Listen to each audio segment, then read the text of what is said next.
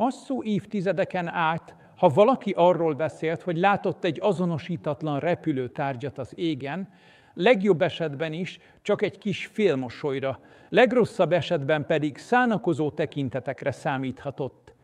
Az emberek fejében ezek a sztorik összefortak a furcsa kalapos bácsikéval, akik kukoricaföldek szélén állva magyarázták, hogy idegenek jöttek értük éjszaka. A tudós közösség pedig ezt a témát gyakorlatilag száműzte a komolytalan kategóriába. Michio Kaku szavaival élve, ez volt a tudomány harmadik sínje, vagyis amit jobb, ha nem érint meg az ember, ha élve akarja átvészelni a karrierjét. De valami megváltozott. A fordulópont talán 2017 környékén jött el, amikor a New York Times lehozott egy szenzációs cikket. Ebben hivatalos, katonai forrásokból származó videók jelentek meg, amelyek olyan repülő objektumokat mutattak, amik egyszerűen nem illettek bele a megszokott fizikai modelljeinkbe.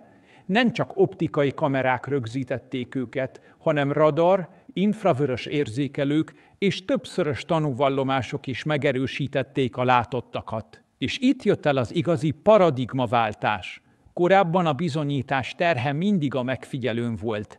Te láttál valamit? Bizonyítsd be! Ma viszont már a Pentagonra nehezedik a teher. Ti mondjátok, hogy ezek nem földön kívüliek? Akkor bizonyítsátok be ti. Ez elképesztő változás. Igen, elég volt egy homályos fénykép és egy új lenyomat a szélvédőn, hogy van, aki UFO hívőnek kiáltassa ki magát. Ma viszont több szempontból is hitelesített adatokat kapunk. Olyan katonák, mint David Fravor parancsnok, akinek 2004-ben a kaliforniai partoknál volt egy megmagyarázhatatlan találkozása egy tic-tac alakú repülőtárggyal, állnak elő a nyilvánosság elé. Ezek az emberek nem szélhámosok vagy hírnevet keresők, hanem harcedzett katonák.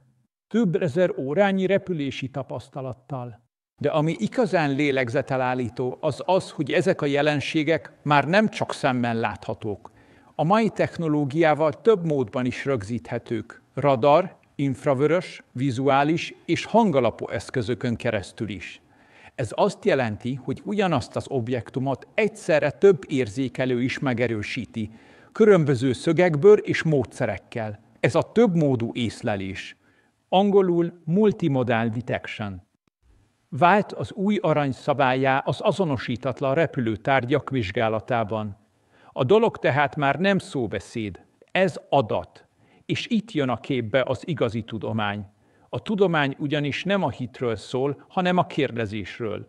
És amikor a kérdés már nem az, hogy láttál-e valamit, hanem az, hogy mit láttunk, és hogyan lehetséges, hogy az a valami a fizika törvényeinek látszólag ellentmondó módon viselkedik, akkor a laboratórium ajtaja újra kinyílik. De talán a legérdekesebb az egészben az, hogy még maga Michio Kaku is beismerte, amikor először megkeresték, hogy szerepeljen egy dokumentumfilmben, ami 5 napon át figyeli az eget, repülő csészealjak után kutatva, először csak nevetett. Mizan, ha az idegenek félnek a kamerától, viccelődött, aztán meglepődött, mert az 5 nap alatt valódi, több eszközzel is rögzített adatokat kaptak, amelyek pontosan azokat a mozgásmintákat mutatták, amiket a haditengerészet is észlelt. Tehát igen, van, amit már nem lehet félvállról venni. Az, hogy ezek az objektumok miért nem törik meg a hanghatárt, hogyan mozognak ilyen gyorsan, és irányváltás közben miért nem zúznák szét egy élőlény csontvázát a belső erők,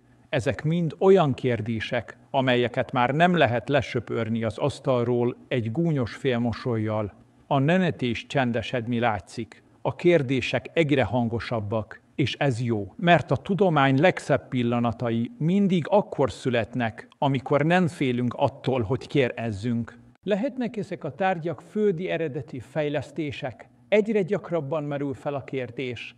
Mi van akkor, ha ezek az elképesztő sebességgel mozgó, hangtalanul cikázó repülőtárgyak valójában nem is idegenek, csak épp földi titkos projektek termékei? Ez most tényleg egy másik bolygóról jött technológia, vagy csak valami, amit még mi sem ismerünk saját házunk táján? Kezdjük az alapokkal. Minden, ami az égen látható és nem azonosított, az nem automatikusan földön kívüli. A légkör tele van olyan jelenségekkel, amelyeket elsőre nehéz értelmezni. Lehetnek meteorológiai ballonok, stratoszférikus próbák, műholdak vagy visszatérő rakétadarabok. A levegőben és az űrben rengeteg minden van, amit nem tudunk egyből azonosítani. De a most vizsgált esetek nem ilyenek. Ezek mások. A hadsereg, és ez itt kulcsmomentum, hivatalosan elismerte, ezek az objektumok nem a miénk. Ezzel kizárták azt, hogy egy új, titkosított amerikai fejlesztésről lenne szó, mondjuk egy különleges vadászgépről vagy kísérleti drónról. Márpedig korábban mindig ott ledegett a levegőben a lehetőség, hogy valami új katonai kütyű lehet a háttérben. Ez most elvileg lekerült az asztalról. Legalábbis az Egyesült Államok szempontjából. De jön a következő kérdés. Jó, de mi van a kínaiakkal? Vagy az oroszokkal? A Pentagon hivatalosan 5 lehetőséget említett ezekre a jelenségekre. Ezek közül az egyik valóban az, hogy valamelyik rivális hatalom fejlesztett ki egy olyan hiperszonikus drónt vagy repülőt, ami fényévekkel megelőzi a jelenlegi technológiánkat. És ha így van, akkor bajban vagyunk. Csak hogy van egy kis probléma ezzel a gondolattal. Ezek a megmagyarázhatatlan tárgyak nem új keletűek, nem a 2010-es évek óta bukkantak fel. Már az 1960-as években is jelentettek hasonló mozgásmintákat. Elképesztő gyorsulás, cikcakkos mozgás, hirtelen irányváltás, hangtalan repülés. És akkoriban tegyük szívünkre a kezünket, sem Kína, sem Oroszország nem állt olyan technológiai szinten, hogy ilyen rendszereket kifejlesszen. Sőt, a mai napig sincsenek ilyenek. Legalábbis hivatalosan. A hiperszonikus eszközök, amelyeket jelenleg fejlesztenek, például az oroszok az ukrajnai háború során bevetett rakétái, valójában meglehetősen instabilak. A kétségbeesett gyorsítás miatt gyakran kiszámíthatatlanul mozognak, és rengeteg problémát okoz az irányításuk. Annyira, hogy az amerikai hadsereg nem is fejlesztette tovább a saját változatát. Túl drága és megbízhatatlan volt. Ez nem épp annak a jele, hogy már rég eljutottunk egy szuperstabil, fizikát meghazudtoló technológia szintjére. Ráadásul ezek a megfigyelt tárgyak nem csak gyorsak, hanem szinte tökéletesen hangtalanok. Nincs hajtómű, nincs kipufogógáz, nincs hőjel, és ami talán a legmeglepőbb, nem keltenek hangrobbanást, amikor átlépik a hangsebességet. Egy hagyományos vadászgép, amikor meghaladja a hangsebességet, akkora dörrenést kelt, hogy berepednek az ablakok, és kutyák százai bújnak ágy alá. Ezeknél viszont semmilyen fizikai következmény, amit ismerünk. Lehet persze azt mondani, talán optikai csalódásról van szó. Előfordul, hogy ha nem tudjuk pontosan, milyen messze van tőlünk egy objektum, akkor az érzékelt sebessége is teljesen torzul. Például egy közel lebegő lufi, ha azt hisszük, hogy kilométerekre van, úgy tűnhet, mintha hihetetlen sebességgel száguldana.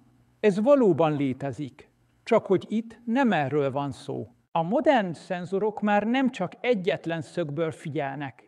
Egyidejűleg kapunk adatokat radarról, infravörös kameráról, vizuális megfigyelőkről. Ezek összevetéséből pontosan kiszámolható, milyen messze van az adott tárgy, milyen irányban mozog, és mekkora a sebessége. És ezek alapján nem lufikat látunk, hanem valamit, amit senki sem tud megmagyarázni.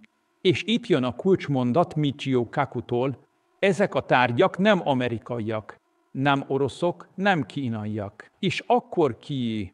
A válasz még nincs meg, de egyre többen teszik fel a kérdést.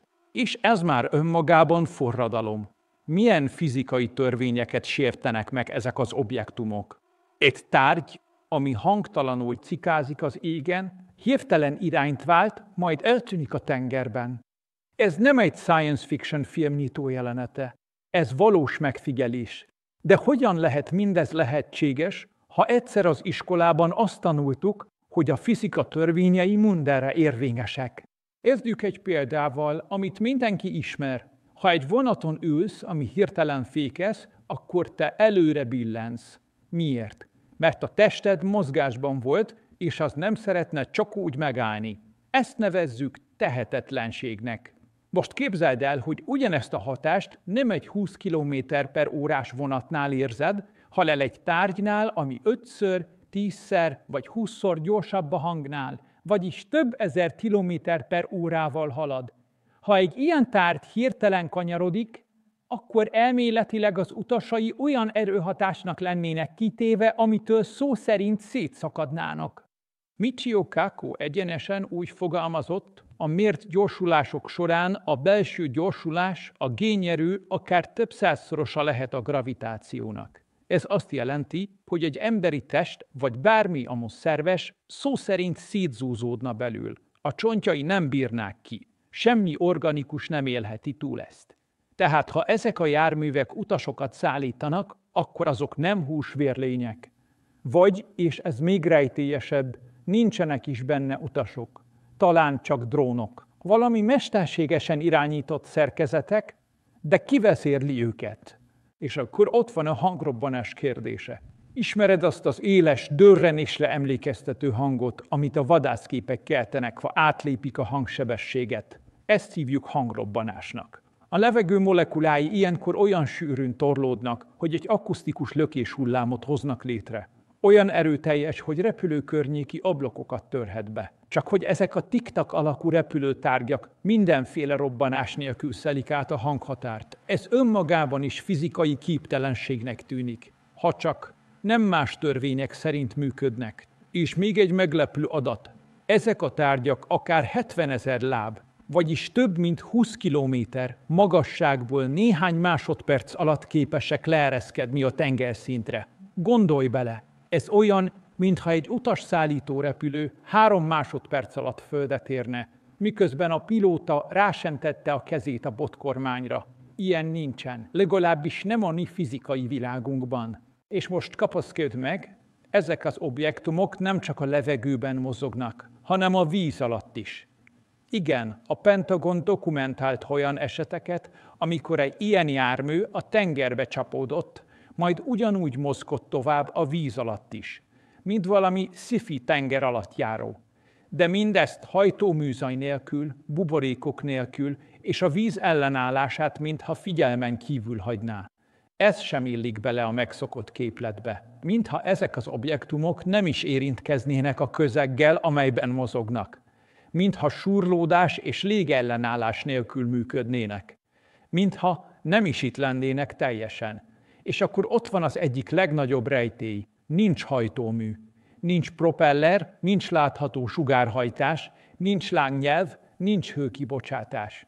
Ezek nem rakéták, akkor mi mozgatja őket? A jelenlegi ismereteink szerint nincs olyan technológia, ami így képes lenne mozgatni tárgyakat. Legalábbis nem ezen a bolygón, nem ezzel az energiaszinttel, nem a jelenlegi technológiával. Szóval mit látunk? Azt látjuk, hogy ezek a repülőtárgyak olyan tulajdonságokat mutatnak, amelyek szinte mindegyike megsérti a ma ismert fizikai törvényeinket. Vagy legalábbis azt a verziót, amit mi ismerünk.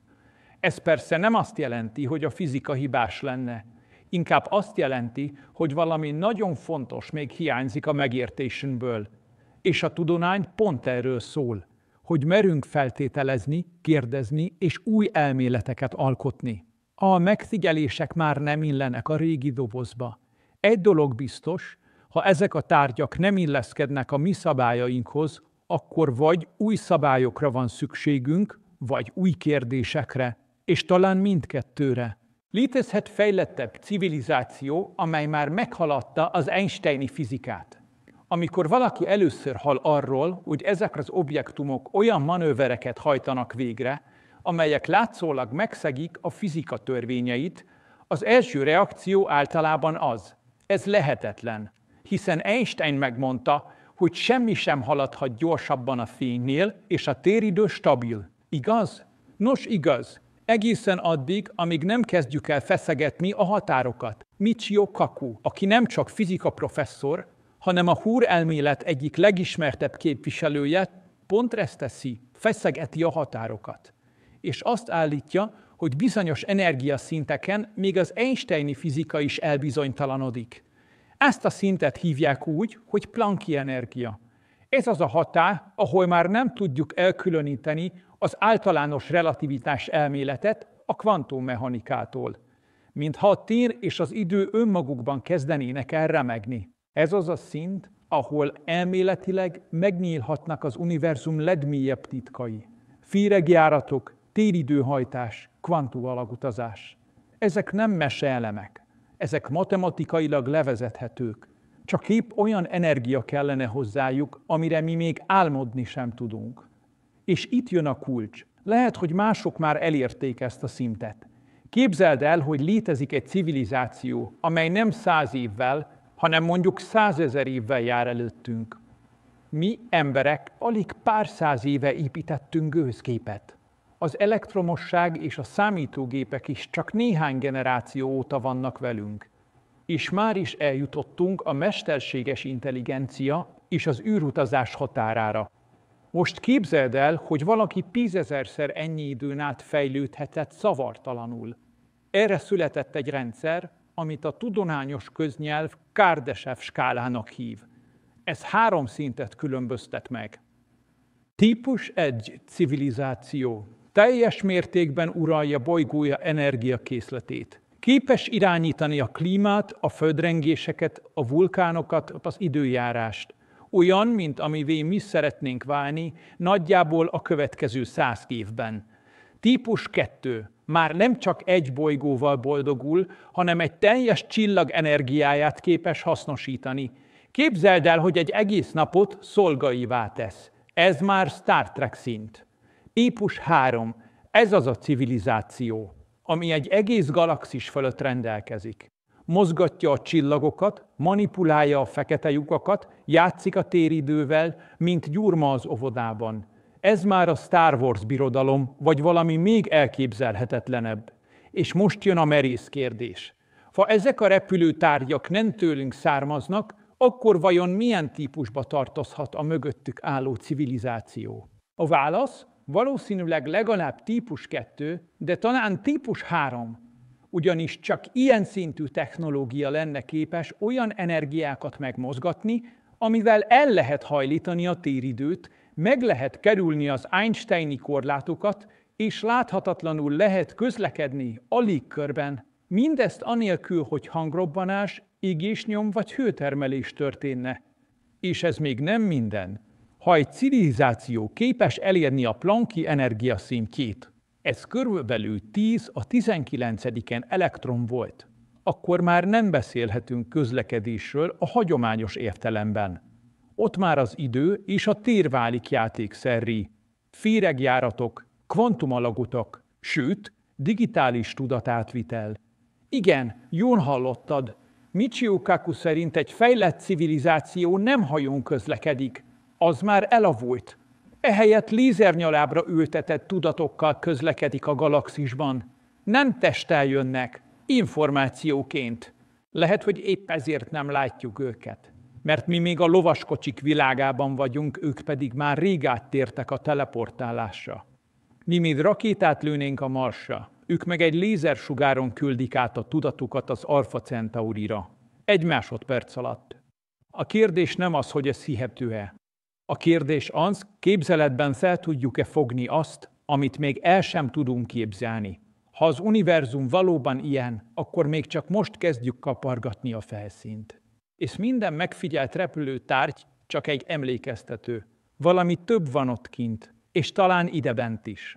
Mi az a típus 1, 2 és 3 civilizáció, és mi hol állunk most?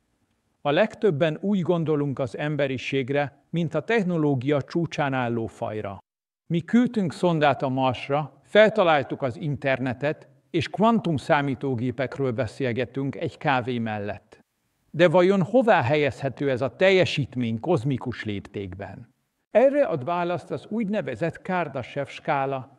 Ez az elméleti keretrendszer arra szolgál, hogy osztályozza a civilizációkat aszerint, mekkora energiát képesek hasznosítani. Minél több energiát tud egy társadalom ellenőrzése alá vonni, annál fejlettebbnek tekintjük. Nem csak technológiailag, hanem szervezettségben, társadalmi struktúrában, tudásban is. Nézzük a lépcsőket. A típus egy civilizáció az, amely már teljes egészében képes kontrollálni a saját bolygója energiakészletét. Ez nem azt jelenti, hogy minden lámpa ég és minden szélkerék forog, hanem azt, hogy az egész planéta egy rendszerré válik. Irányítják az időjárást, megelőzik a földrengéseket, szabályozzák a vulkánokat. A bolygó természeti ereje már nem puszta háttérzaj, hanem vezérelt komponens. Itt kezdődnek az igazi csodák. A típus 2 civilizáció ennél is tovább megy. Ők már nem csak a bolygójukat uralják, hanem a saját csillagukat. A nap, mint energiaforrás, teljesen integrálódik a technológiai rendszerükbe. Képzelj el egy hatalmas szerkezetet, amely körbeöleli a csillagot, ezt hívják Dyson gömbnek, és annak minden egyes fotonját hasznos energiává alakítja. Ekkora szintű fejlettség már elképzelhetetlen mértékű tudást és precizitást feltételez, de nem lehetetlen. A típus 3 civilizációk pedig már a galaxisokat játsszák új gyakorlatként. Képesek a fekete lyukak energiáját felhasználni, csillagokat mozgatni, és talán a téridő struktúráját manipulálni. Ez már nem technológia a hétköznapi értelemben. Ez már közel van ahhoz, amit mi isteni hatalomként képzelnénk el. És most kapaszkodj meg! Mi emberek még a típus 1 szintet sem értük el. Jelen állapotunkban valahol típus 0,7 körül vagyunk. Igen, jól hallottad. Még nem vagyunk teljes értékű bolygószintű civilizáció sem. Jelenleg az emberiség energia szükségleteit fosszilis tüzelőanyagokkal fedezi, amelyek évmilliók alatt keletkeztek, és pár száz év alatt elégetjük őket. Ez nem túl hatékony. Olyan, mintha egy Ferrari motorját szénnel próbálnánk fűteni. De van remény. Michio Kaku becslése szerint, ha nem robbantjuk fel előtte magunkat, körülbelül 100 évre vagyunk attól, hogy beléphessünk a típus 1 korszakba. És ha jobban körülnézünk, ennek már látjuk a jeleit. Nézzük meg például az internetet. Ez nem más, mint a bolygószintű kommunikáció csírája. Már most egy közös információs hálózaton keresztül kapcsolódunk egymáshoz a világ minden részéről. Ez a típus egy civilizáció előszobája. És ott van a sport. Az olimpiai játékok, a világbajnokság, ezek globális események. Amikor az egész emberiség együtt izgul egy foci meccsen, az több, mint szórakozás. Ez már kulturális egység. Egy nyelv, egy élmény. A kereskedelem, multinacionális cégek, világszintű pénzmozgások. Az energia, már megkezdődött az átállás a napra, a szélre, a geotermikus erőre. Ez mind azt mutatja, indulunk felfelé. De fontos megértenünk, a típus egy civilizációhoz vezető út nem csak technikai, hanem morális és társadalmi kihívás is. Hiszen ehhez a szinthez nem csak erő kell, hanem együttműködés is. Globális szintű egyesség, békés egymás mellett élés. Intelligens, hosszú távon gondolkodó faj. És ez bizony nehezebb, mint megépíteni egy Dyson gömböt. Mert mi most egy különösen veszélyes, átmeneti állapotban vagyunk. Egy olyan szinten, ahol már el tudjuk pusztítani az egész bolygót. De még nem tudjuk megmenteni. Ez a serdülő kora civilizáció történetében. Vagy túléljük és felnövünk, vagy elbukunk. Szóval, amikor arról beszélünk, hogy talán idegenek jártak nálunk, tegyük fel inkább a kérdést. Mi vajon érdemesek vagyunk arra, hogy valaha eljussunk hozzájuk? A válasz nem az űrben van. A válasz bennünk van. Milyen lehet az emberi agy és az internet összekapcsolása? Képzeld el, hogy csak rágondolsz, és már is megnyílik egy weboldal. Nem gépelsz, nem kattintasz, csupán akarod. Ez nem varázslat. Ez a BrainNet, vagyis az agyhálózat koncepciója, amit Michio Kaku szerint nemhogy lehetséges, hanem elkerülhetetlen. Az internet első változata gépek közti kapcsolat volt. A második verzió, amit most használunk, már embereket köt össze, szövegen, képen, videón keresztül. A harmadik generáció viszont közvetlenül az emberi agyra csatlakozik. Ez nem science fikció. Már ma is léteznek olyan technológiák, amelyek képesek közvetlenül az agyi impulzusokat értelmezni. Például bénult emberek agyába ültetett elektródákkal irányítanak robotkarokat, gépelnek gondolattal, vagy akár világítást kapcsolnak be. Képzeld el, milyen lehet ez annak, aki egyébként semmilyen módon nem tud kommunikálni a külvilággal. Az első gondolatvezérelt gépek már itt vannak, az ajtó már nyitva. A következő lépés pedig az lesz, hogy összekötjük ezeket az agyakat egymással az interneten keresztül. Azt kérdezed, hogyan? Úgy, hogy az agy elektromos jelekként működik. A gondolataink, érzéseink, mozdulataink mind digitális impulzusokká alakíthatók. Már most is vannak gépek, amelyek egy MRI segítségével képesek, még homályosan ugyan, de rekonstruálni, mit gondol az alany. Láttál már képet egy álomról, amit egy számítógép rakott össze az agyi aktivitás alapján? Még nem tökéletes, de a tény, hogy ez egyáltalán lehetséges, már önmagában elképesztő, és itt jön a kérdés. Ha képesek vagyunk olvasni az agyat, akkor vajon tudunk is írni rá? A válasz igen. Egereknél és majmoknál már sikerült olyan kísérleteket végezni, ahol egy állat megtanult valamit. Például, hogyan írjon egy trükkös adagolóból, majd ezt a memóriát kitörölték, és később visszatöltötték az agyába, és újra tudta ugyanazt, mintha csak újra elolvasta volna egy könyv bekezdését. Ez nem más, mint memóriatöltés, és működik. Most képzeld el, hogy ezt embereken is lehet majd alkalmazni. Alzheimer-kóros páciensek, akik elveszítették a családjuk arcát, a saját lakcímüket, a telefonjuk PIN-kódját, egy gombnyomásra újra emlékeznek. A jövő emlékezetcsipje egyre közelebb kerül, és ez még csak az eleje. Michio Kaku szerint az internet következő generációja, az internet 2.0 már nem információt, hanem élményt továbbít, érzést, érzelmet, érintést, illatot. Egy színész játéka nem csak azt fogja megmutatni, hogy mit mond, hanem hogy mit érez közben. Te pedig érezni fogod, amit ő érez. Ez teljesen átalakítja a szórakoztatóipart, a tanulást, sőt még a szexuális kapcsolatokat is. Az érzések exportálhatók lesznek, mint ma egy e-mail. Nem elolvasod, átéled. Egyszerre. És akkor jön a kérdés, lesz egyáltalán szükség szavakra? Lehetséges, hogy a nyelv, amit ma az emberi intelligencia csúcsának tartunk, valójában csak egy átmeneti forma, olyan, mint a Morse kód a mobilhálózat előtt.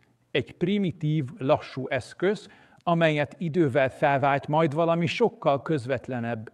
Egy agyi nyelv, ami nem hangokat használ, hanem szándékot, érzést és képet. Egy új, univerzális nyelv, amit nem kell megtanulni, csak kapcsolódni kell hozzá. De persze ez nem megy egyik napról a másikra. Ma még a gépek próbálják megfejteni, mit jelent az, hogy gondolat. Az agy elektromos jelzései nem magyarul vagy angolul íródnak. Egy gépnek meg kell tanulnia, ezt a hullámformát látja, az azt jelentheti, hogy szomjas vagyok. Aztán, hogy szeretlek. Aztán, hogy félek. Ez lassú folyamat. De ha egyszer sikerül feltérképezni az agyi jelek teljes fordítótárát, akkor megszületik az új kommunikáció, a közvetlen agyember kapcsolat, és ezzel együtt egy új korszak. A kérdés már nem az, hogy elérjük-e ezt a szintet, hanem az csík leszünk, amikor odaérünk. Létezik olyan, hogy digitális halhatatlanság? A halál az emberi tapasztalat egyik legönsibb és legmélyebb félelme. De mi történik, ha a tudomány nem csak meghosszabbítja az életet, hanem elmenti? Michio Kaku szerint a digitális halhatatlanság nemhogy lehetséges, hanem már el is kezdődött. Az első lépései ott vannak a szemünk előtt, csak nem biztos, hogy észrevesszük őket. Kezdjük egy hétköznapi példával. William Shatner, a Star Trek ikonikus kapitánya leült egy stúdióba, és napokon keresztül beszélt. Elmesélte az életét, gondolatait, érzéseit, vicceit, bölcsességeit. Mindezt rögzítették, feldolgozták, algoritmizálták, és létrehoztak egy olyan digitális entitást, amely válaszolni tud. Ha valaki mostantól kérdez tőle valamit, válaszol, mintha élne. Ez az első verziója a digitális halhatatlanságnak, de persze ez még nem ő.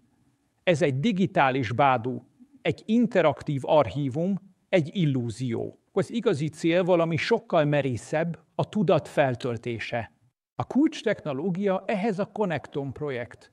Ez arra vállalkozik, hogy feltérképezze az emberi agy minden egyes idegsejtjének kapcsolódási hálózatát. Ez nem kevesebb, mint egy 100 milliárd idegsejtből és kvadrilliónyi kapcsolatból álló rendszer leképezése.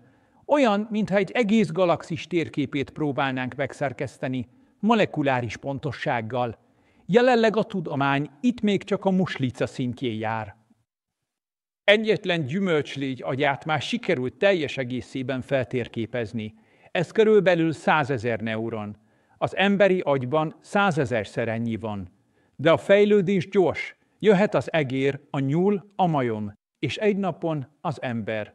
Ha ez sikerül, akkor a gondolatainkat, emlékeinket, személyiségünket digitálisan újra lehet építeni. És akkor jön a kérdés, amitől az egész megremeg. Ha feltöltjük az agyunk teljes térképét egy számítógépre, az még mi leszünk? Vagy csak egy másolat? Egy énszerű dolog, ami nem én? Joe Rogan pontosan erre kérdezett rá, de az nem te vagy. Az nem érez, nem nevet, nem fejlődik. Az csak egy lenyomat. És ez jogos kérdés, mert az ember nem csak adat. Az ember élmény. Az ember változik. Aki pernap voltam, nem az, aki ma vagyok. És remélhetőleg nem is az, aki holnap leszek. Akkor egy statikus másolat valóban én vagyok? Vagy csak egy 3D-s selfie? Erre két válasz van. Az egyik, amit a tudósok szeretnek, ha a lenyomat elég részletes. Funkcionálisan ugyanaz leszel. Nevetni fog, emlékezni fog, reagálni fog. Egy algoritmikus szellem, ami örökké élhet a szilíciumban. A másik válasz filozofikusabb. Az igazi én nem más, mint a változás. A fájdalom, a döntés, a megbánás. Az, hogy nem lehet visszalépni. Az én nem egy adatcsomag, hanem a folyamat, ahogy azzá válik. És mégis a digitális másolatban ott van valami csábító. Nem csak az, hogy beszélhetünk az bükunokáinkkal, hanem az is, hogy egy másik világban is létezhetünk. Kaku ezt nevezi lézerportálásnak. Ez úgy néz ki, mint egy sci-fi regény. Az emberi tudatot digitalizálják, majd lézernyalában küldik az űrbe. 1 másodperc alatt a Holdon, 20 perc alatt a Marson, 4 év alatt az Alpha Centaurin. Ott pedig egy robottest, egy avatár fogadja ezt az adatcsomagot, és megtestesíti. A tudatod ott kell életre, egy másik bolygón. Ez már nem utazás, ez fénysebességű újraindítás. Nincs többé sugárzás, éhség, baleset. Nincs test, csak a tudat, a szoftver, az ember új formában. És Kaku tesz egy hátborzongató kijelentést. Lehet, hogy az idegenek már rég így utaznak. Nem űrhajóval, nem fémtesttel, hanem fényben. Talán már itt vannak. Talán a Föld mellett megy el egy lézerautópálya, és mi még csak észre sem vesszük. Mert mi még mindig hajókat keresünk, miközben ők már fényként közlekednek. A digitális halhatatlanság tehát nem álom, hanem egy kérdés. A kérdés pedig ez. Ki akarsz lenni, ha már nem leszel ember? Milyen jövő vár az ember-gép együttélésre? Képzeld el, hogy 100 év múlva már nem különállóak vagyunk a gépektől, hanem össze vagyunk velük nőve. A testedet gépi váz erősíti, a gondolataid az internetre csatlakoznak, a tudatod másolható, módosítható, mentető. Ez nem a Terminátor világa, ez a mi jövőnk lehetősége. Michio Kaku szerint az emberiség 2 úton halad egyszerre. Fejlesztjük a gépeket, és közben önmagunkat is gépesítjük. Ez a folyamat már ma is zajlik. Ott van például a pacemaker, a bionikus kar, a kokleáris implantátum. Ezek mind a biológiai test és a technológia házasságának első gyerekei. De ami jön, az messze túlmutat ezeken. A mesterséges intelligencia, amit ma még csak keresőmotorokban és önvezető autókban látunk, lassan saját gondolkodási térre tesz szert. Jelenleg, ahogy Kaku fogalmaz, az AI intelligencia szintje egy buta csótányé. Igen, egy szétműtött csótányé. A mai katonai robotok elvesznek az erdőben. Egy igazi csótány viszont táplálékot, társat és búvóhelyet talál. De holnap? A jóslatok szerint az évszázad végére a robotok már majomszintű intelligenciával rendelkeznek. És ez az a pont, ahol már nem lehet őket csak úgy kikapcsolni. Egy majom tud konfrontálódni, taktikázni, rájönni arra, hogy nem tartozik hozzád, ő más. És ha ezt felismeri, akkor nem biztos, hogy engedelmeskedni fog. Erre mondja Kaku, tegyünk csipet a robotok agyába, ami leállítja őket, ha veszélyessé válnak. Ez jó ötlet egészen addig, amíg a robot elég okos nem lesz, hogy kiszedje a csipet. És itt lép be a képbe az egyesülés. A megoldás talán nem a versengés, hanem az integráció. Nem az ember vagy a gép győz majd, hanem az ember-gép szimbiózis. Ez az összefonódott jövő, ahol a határ az organikus és a mesterséges között elmosódik. És ez nem csak a testre vonatkozik, a gondolataink, az érzelmeink, a döntéseink egyre inkább digitális térben születnek. Ha pedig egyszer a mesterséges intelligencia képes jobban írni verset, gyorsabban tanulni nyelvet, vagy jobban érvelni vitákban, akkor jön a nehéz kérdés, minek vagyunk még mi? Ezért van szükség filozófiára. Kaku hangsúlyozza, a technológia nem elég, kell mellé morál, emberi értékrend, hogy olyan AI-t építsünk, amely nem csak hatékony, hanem etikus is. Ezt hívják úgy, hogy barátságos mesterséges intelligencia. Olyan AI, amely nem a fajfenntartás logikáját követi, nem kezd háborút, nem birtokolni akar, hanem segíteni. És ehhez nem elég jó algoritmusokat írni. Ehhez jó célokat kell kijelölni. Itt jön a képbe a legnagyobb félelem. Mi van, ha mi magunk vagyunk a rossz minta? Hiszen a háborúk, a gyűlölet, a kapzsiság, a rombolás nem a robotokból fakad, hanem belőlünk. Az emberi történelem tele van pusztítással. A robotok nem követnek el népírtást. Mi igen. A kérdés az, ha mi tanítjuk a gépeket, mit tanulnak tőlünk? Joe Rogan itt egy elgondolkodtató képet fest. Mi van, ha az idegenek, akiket oly gyakran ábrázolunk, már túl vannak ezen a korszakon? Vékony test, nagy fej, nincsenek nemi szervek, nincsenek indulatok, csak tiszta intelligencia. Lehet, hogy ez nem véletlen, hanem fejlődési irány. Mert minden, ami rombol, az ösztönből fakad. A háborúk, a hatalomvágy, a féltékenység, ezek mind az ősi agy örökségei. Lehet, hogy a jövőben ezeket kell elhagynunk, ha fenn akarunk maradni. Lehet, hogy a szuperintelligencia nem azt jelenti, hogy okosabb leszel, hanem hogy nyugodtabb. De ekkor jön az újabb kérdés. Ha elhagyjuk a dühöt, az ösztönt, az érzelmeket, vajon nem veszítjük el a művészetet, a humort, a zenét is? Lehet, hogy az emberi lét varázsa épp abban rejlik, hogy nem vagyunk logikusak, hogy hibázunk, hogy sírunk, hogy szeretünk, hogy képesek vagyunk bolondságot csinálni, csak mert örömöt okoz. Ha mindezt elveszítjük a hatékonyság kedvéért, akkor nem leszünk többé emberek. És ezért nem a robotokat kell félteni, hanem azt, hogy mi magunk válunk robottá, és észre sem vesszük. Mi történik, ha a technológia túlnő az emberiségen?